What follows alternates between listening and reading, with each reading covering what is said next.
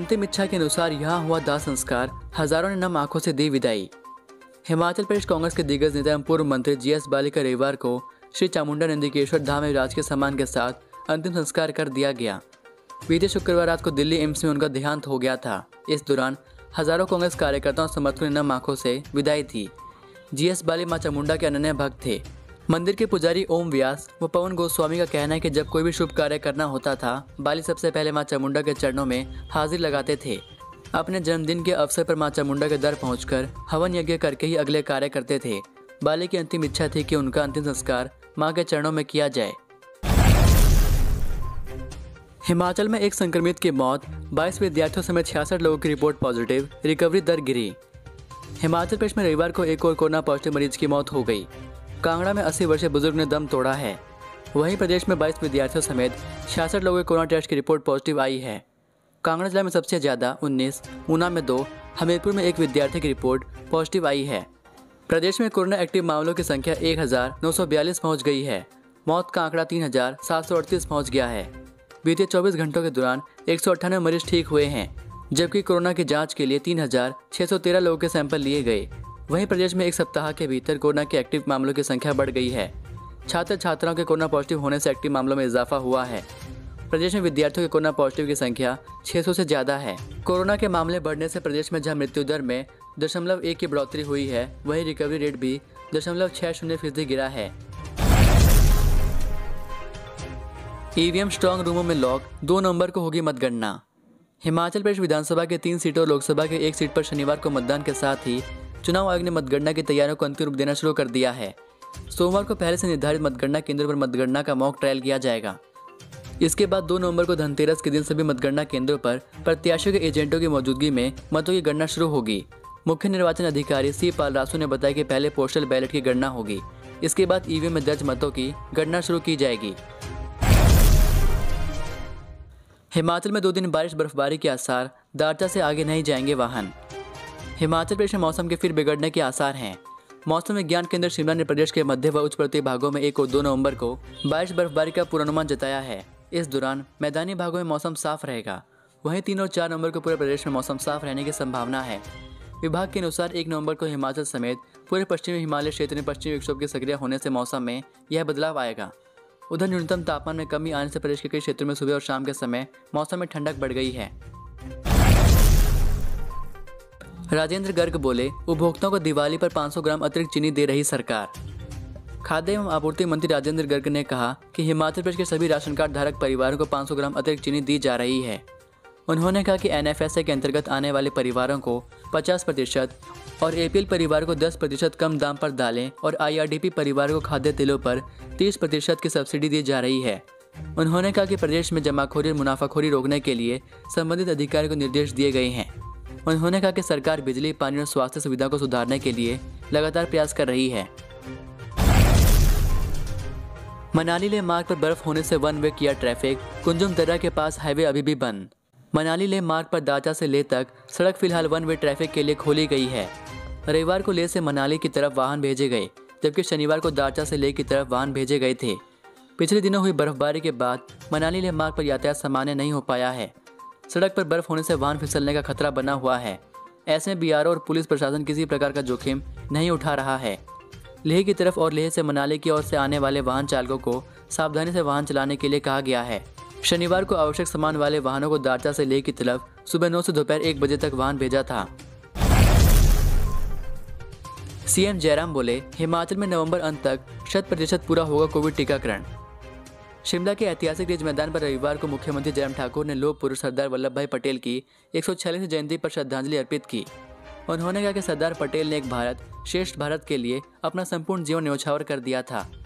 CM ने पूर्व प्रधानमंत्री इंदिरा गांधी की 37वीं पुण्यतिथि पर उन्हें पुष्पांजलि अर्पित की। कहा कि इंदिरा गांधी ने राष्ट्र की एकता तथा अखंडता के लिए अपने जीवन का बलिदान दिया था। मुख्यमंत्री ने राष्ट्रीय एकता दिवस की शपथ भी दिलाई।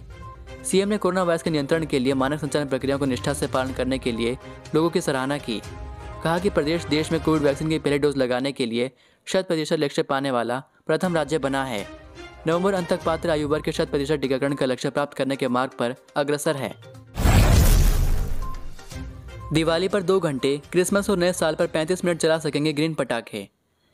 रोशनी का पर्व दीपावली नजदीक आने के साथ ही वायु और ध्वनि प्रदूषण को ध्यान में रखते हुए हिमाचल प्रदेश सरकार ने आतिशबाजी को लेकर समय सारणी जारी कर दी है।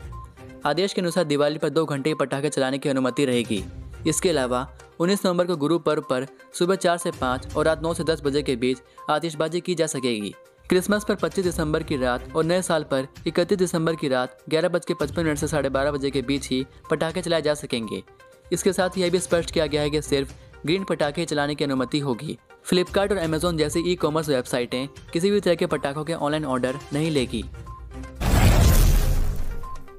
दुबई में नौकरी का मौका 6 और 7 नवंबर को यहां लगेगा रोजगार मेला। हिमाचल प्रदेश के कांगड़ा जिले के ITI दौलतपुर में युवाओं को रोजगार का सुनहरा अवसर मिलेगा। इस दौरान विभिन्न ट्रेडों के बेरोजगार युवाओं को अशोक लीलैंड अपने दुबई प्लांट में कार्य करने का मौका देगी। संस्थान के प्रधानाचार्य संतोष नारायण ने बताया कि 6 और 7 नवंबर को अशोक लीलैंड अपने दुबई प्लांट के लिए युवाओं का चयन करेगी। कंपनी के मानव संसाधन के अधिकारी राकेश ने बताया कि साक्षात्कार के लिए NCVT से fitter, welder, motor mechanical, automobile, painter, auto electrician trade के अभ्यर्थी पात्र होंगे। उन्होंने बताया कि अभ्यर्थियों की आयु 18 से 30 वर्ष के बीच होनी चाहिए। अधिक जानकारी के लिए आप यहाँ पर देख सकते हैं। हिमाचल में दिवाली के बाद बढ़ेगी बंदिशें, CM जयराम ने दिए संकेत। हिमाचल में कोरोना के बढ़ते मामलों को लेकर सरकार चिंतित है। CM जयराम ठाकुर ने कहा कि कोविड के बढ़ते मामलों पर दिवाली के बाद रिव्यू किया जाएगा। अगर जरूरत महसूस होती है तो पाबंदियां भी लगाई जा सकती हैं। रविवार को शिमला में मीडिया से बातचीत के दौरान CM ने कहा कि बीते कुछ दिनों से प्रदेश में कोरोना के मामलों में वृद्धि हुई है, जिसको लेकर सरकार भी चिंतित है। आने वाला समय त्योहारों का है, इसलिए दिवाली के बाद कोविड के हालातों पर रिव्यू होगा। स्कूलों में बच्चों के कोरोना पॉजिटिव पाए जाने पर जयराम ने चिंता जताई है। उन्होंने कहा कि सभी पहलुओं पर रिव्यू किया जाएगा। देखने में भी यह आया है कि कोरोना के मामले कुछ एक क्षेत्र में बढ़े हैं। ऐसे में सरकार हालत पर नजर बनाए हुए है। वैक्सीनेशन को लेकर जयराम ने कहा कि समय पर टारगेट पूरा करने के प्रयास किए जा रहे हैं। HPSSC ने घोषित किया TGT मेडिकल भर्ती परीक्षा का परिणाम, जाने कितने हुए सफल। हिमाचल प्रदेश कर्मचारी चयन आयोग ने पोस्ट कोड 793 के तहत TGT मेडिकल भर्ती परीक्षा का परिणाम घोषित कर दिया है। आयोग ने परीक्षा में 135 अभ्यर्थियों को सफल घोषित किया है, जबकि एक पद योग्य उम्मीदवार न मिलने के चलते खाली रह गया है। यह जानकारी कर्मचारी चयन आयोग के अध्यक्ष जितेंद्र कुमार ने दी। उन्होंने बताया कि आयोग ने पोस्ट कोड 793 के तहत 136 पदों के लिए 2020 में आवेदन मांगे थे। इसमें आयोग के पास प्रदेश भर से 5480 आवेदन प्राप्त हुए, जिनमें से 5299 आवेदन सही पाए गए थे। इसके बाद आयोग ने नवंबर 2020 में लिखित परीक्षा का आयोजन किया। हिमाचल शर्मसार, कलयुगी पिता ने अपनी ही 13 साल की बेटी से कर डाला दुष्कर्म, फरार। देवभूमि हिमाचल एक बार फिर शर्मसार हुई है। यहाँ कलयुगी बाप ने अपनी ही 13 साल की मासूम बेटी को हवस का शिकार बना डाला। मामला हमीरपुर जिला से सामने आया है। आरोपी बाहरी राज्य का है और अपने परिवार के साथ हमीरपुर के एक गांव में किराए के कमरे में रहता है। इस कृत्य को अंजाम देने के बाद से आरोपी पिता फरार हो गया है।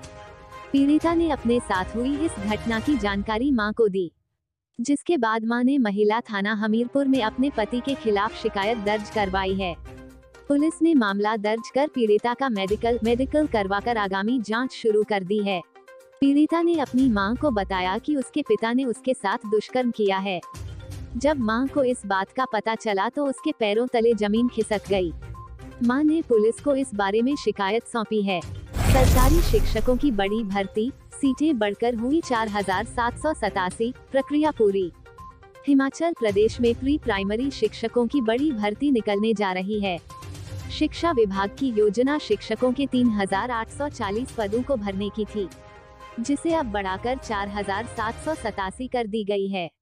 इसका कारण 947 नए पदों पर भर्ती की जाएगी। शिक्षा विभाग से मिल रही जानकारी के अनुसार भर्ती के लिए प्रारूप तैयार हो गया है। अंतिम मुहर लगाने से पहले कानूनी राय ली जा रही है। भर्ती एवं पदोन्नति के नियम भी तय कर दिए हैं।